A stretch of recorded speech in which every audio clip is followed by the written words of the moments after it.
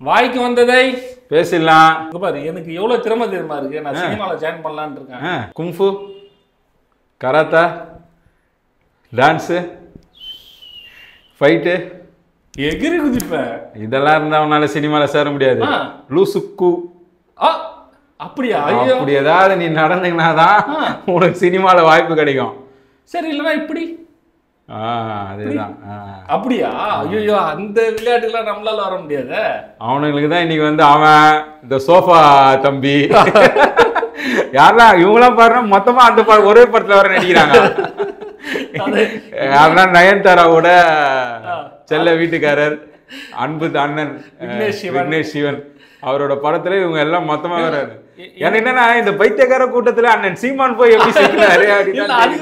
அதுதான் அண்ணன் இப்ப இங்க இருக்காரு. அவர் கால் ஷீட் எல்லாம் ஃபுல்லாவே முடிஞ்சிச்சு. எந்த எது பேட்ச் வர கூட கிடையாது. அண்ணன் ஷோலாம் பண்ணிட்டு பக்காவா இருக்கு. ஆனா இந்த காவேரி டீ கடன் ஒண்ணு இருக்கு பாத்துருக்கீங்களா? அந்த பிரசாத் லேப் எதிர்க்கலாம்.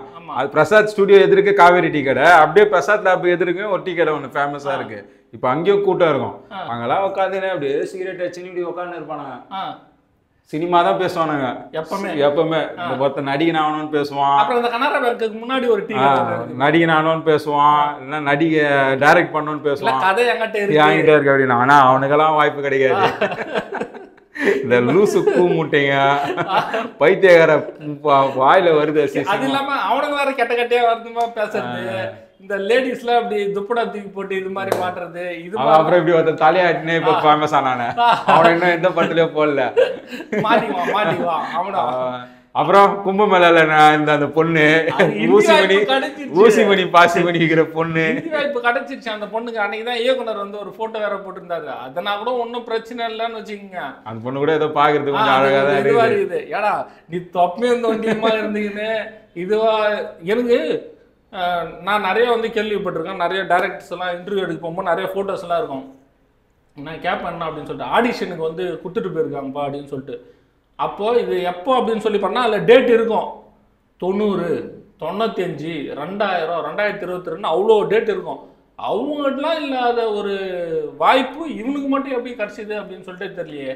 அது இந்த மாதிரி ஆணுங்கள்லாம் வர்றதுனால தான் நம்மளால சிவகார்த்திகேயன் ஜெயிச்சா ஒரு சந்தோஷம் வருது. இந்த இப்போ மணிகண்டன் பேர் இது வந்துட்டு ஒரு 3 படம் தொடர்ந்து இட்டு குத்துன்னு இப்போ அவன்லாம் வரும்போது ரொம்ப சந்தோஷமா இருக்குது. இவனுக்குலாம் இல்லாம வச்சுக்க இந்த லூசு கூமுட்டையை இப்படிதான் இந்த பிஜ்லி ரமேஷை வந்து ஃபேமஸ் ஆகி ஆசை காமிச்சு அவனுக்கு ஃபாரின் சரக்கு லோக்கல் சரக்கு குடிக்கிற வரைக்கும் மனுஷன் நல்லா உயிரோட இதுவா இருந்தா போல. என்னைக்கு பணம் நல்லா வந்து ஃபாரின் சரக்கு குடிக்க ஆரம்பிச்சாலும் பாவம் மனுஷன் பிச்சின்னு போயிட்டா போல, உயிரோடே இல்லை இப்போ. அந்த மாதிரி அது சரியில்லை இது சரியில்லைன்னு சொல்லிட்டு. அதனால தயவு செய்து சொல்றேன், இயக்குனர் ஆகட்டும், வேற என்ன மியூசிக் டைரக்டர் ஆகட்டும், தயாரிப்பாளர் ஆகட்டும், தயவு செய்து இந்த டிக்டாக்ல இருக்கிறவங்களாம் வாய்ப்பு கொடுங்க. இப்போ கொடுக்காதங்க, அது இன்னும் 30 வருஷம் ஆகட்டும்.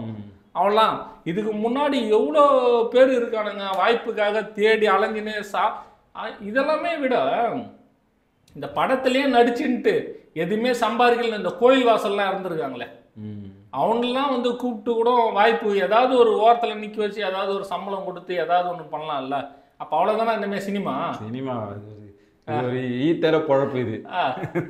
எப்படி இது விக்னேஷ் இது யோசனை பண்ணாரு எனக்கு அது கூட இல்லை. இப்போ ஷூட்டிங் ஸ்பாட்ல அந்த விஷயம் தர்றேன். நம்ம அந்த டான்ஸ் மாஸ்டர் அவர் பேர் சதீஷ், அவரு கூட நின்று அவர் இப்படி இப்படிலாம் இது பண்றாரு. அவரா தலைவா சூப்பர் ஆடிடுறாப்ல. எனக்கு அதெல்லாம் தான் எனக்கு ரொம்பவே மனசு கஷ்டமா இருந்தது. என்னடா அவனை என்கரேஜ்மெண்ட் பண்றாங்களா இல்லை அவனை கலாய்கிறாங்களா?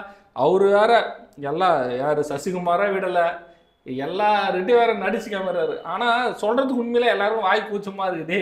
போய் வேற வேலையை பாடுற அப்படின்னு கூட அவங்களுக்கு எல்லாருக்கும் சொல்றதுக்கு வாய் கூச்சமா இருக்கு. ஆனா இப்போ இன்னமே அவரு LIKவோட ஸ்டார். அது இப்போ படம் பிச்சுன்னு போவோம். ஃபாரின் ரைட்ஸ் எல்லாம் இப்போ போட்டி போட்டுன்னு வாங்கி இப்போ விக்னேஷ் சிவனும் இப்போ இன்னும் நிறைய படங்கள் எடுக்கணும், இந்த மாதிரி ஆட்களை வச்சு அப்படின்னு சொல்லிட்டு வாழ்த்தி. இப்போ அதே போல் இப்போ ஹிந்தி படம் ஏதோ ஒன்று பண்ணுறாங்கன்னு நினைக்கிறேன். நயன்தாரா ஏதோ பேசிகிட்டு இருக்காங்க. அதுலேயும் இவருக்கு ஒரு வாய்ப்பு கொடுத்து இவரை ஹிந்தி லெவலுக்கு கூப்பிட்டு போனோம் அப்படின்னு சொல்லிட்டு நாங்கள் கேட்டுக்கிறோம். இனிமே எனக்கு சார் இந்த திறமை இருக்கு அந்த திறமை இருக்குலாம் எவனா வந்தாங்கன்னு வச்சுக்க அவ்வளோதான். இனிமே சார் நானும் லூசு மாதிரி நடிப்பேன், நானும் பைத்தியம் மாதிரி நடிப்பேன் அப்படின்னு சொல்கிறவங்க மட்டும் சினிமா உள்ள வந்து வாங்க. நன்றி, வணக்கம்.